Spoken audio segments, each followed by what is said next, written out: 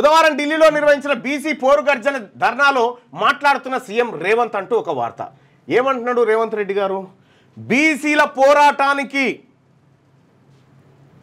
మేము అండగా ఉంటాం. మీరు ఎంతమంది అని అండగుంటారు? పిడికేడు మంది లేని మీరు 56% ఉన్నటువంటి మందికి అండగా నిలబడతారట. నీ ప్రభుత్వమే బీసీల అండదండల మీద నిలబడ్డది.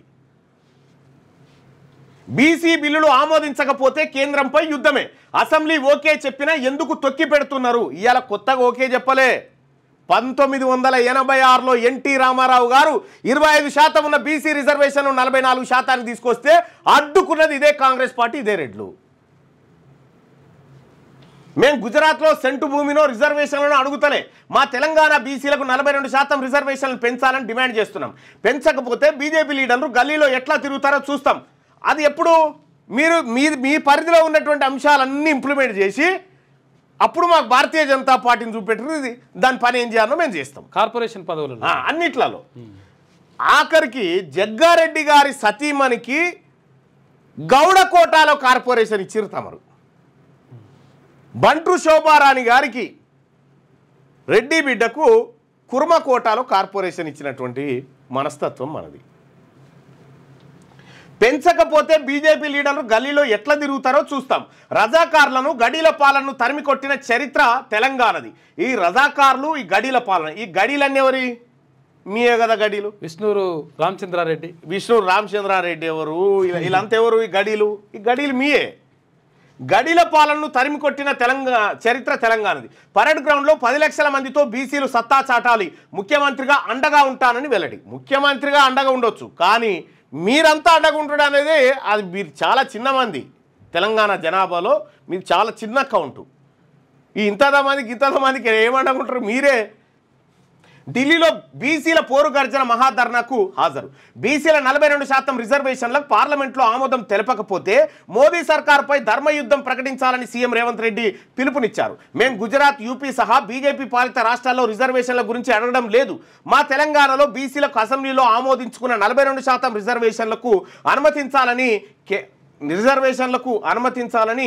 కేంద్రాన్ని డిమాండ్ చేస్తున్నాం. రిజర్వేషన్లు పెంచడం కేంద్రం పరిధిలోని అంశం.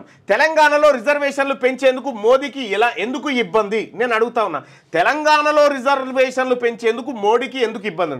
ఇప్పుడు తెలంగాణలో ఉన్నటువంటి మంత్రివర్గంలో బీసీలకు 42% ఇవ్వడానికి మీకెందుకు ఇబ్బంది ఉంది?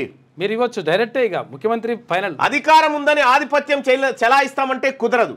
నిజాం, రజాకార్లు ఉమ్మడి పాలన. ఈ నిజాంకి సామంతరాజులుగా పనిచేసిందంతా వీళ్ళే కదా, మీరే కదా. రజాకారులంతా పేద వర్గాల మీద దోపిడీ చేస్తూ ఉంటే వాళ్ళకు అండగా నిలబడ్డదంతా మీరే కదా. ఉమ్మడి పాలన, గడీల పాలనను తరిమి కొట్టిన చరిత్ర తెలంగాణది. ఇందులో మీ పాత్రలు ఏం లేవు, ఖాళీ పదవులు మాత్రం అనుభవించారు అని పేర్కొన్నారు. అసెంబ్లీలో తాము ఏకగ్రీవంగా ఆమోదం తెలిపిన బీసీ బిల్లును కేంద్రం 40 రోజుల నుంచి ఎందుకు తొక్కి పెడుతున్నదని నిలదీశారు. బీసీలంతా ఏకమై త్వరలో పరేడ్ గ్రౌండ్ వేదికగా 10 లక్షల మందితో ధర్మయుద్ధం చేపట్టాలి. బీసీల శక్తి ఏమిటో ప్రధాని మోడీకి చూపాలి. ఎట్లా రిజర్వేషన్లు అమలు కావో అప్పుడు చూద్దాం. అప్పటికి మోడీ ఆమోదించకపోతే ఎర్రకోటపై జెండా ఎగరవేసి రిజర్వేషన్లు సాధించుకుందాం. మీకేం అర్థమవుతుంది ప్రజలారా? మనల్ని ఇక పోరాటం వైపు ఇక మీకు కాదు, మీరు పోరాటంలోకి దిగాల్సిందే. ఈయన మెడలున్న పాము అటు బీజేపీ మెడ మీదకి వేసిండు, బీజేపీ మెడ మీదకి ఇసిరేసిండు. ఇక కాదు అని మెల్లగా మన రైలు ట్రాకు పట్టాలి. మనకి ఇస్తాన్నది ఇల్లు. రైట్గా రిజర్వేషన్ల సాధనలో రాష్ట్ర ముఖ్యమంత్రిగా బీసీలకు అండగా ఉంటానని చెప్పారు. ఇంకెంతో ఒక పని చేయండి ముఖ్యమంత్రి గారు. ఈ ముఖ్యమంత్రి పదవి బీసీలకి ఇప్పుడు ఎట్లా అమలుగావో చూపిస్తాం. అసలు ప్రాబ్లం మీరే.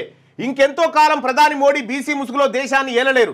బీసీ రిజర్వేషన్ల డిమాండ్లకు ఆయన దిగన్న రావాలి, లేదా అధికారం నుంచి దిగన్న పోవాలి. ఇసుమంత సాయం చేస్తే జీవితాంతం గుర్తుపెట్టుకునే జాతి బీసీలది.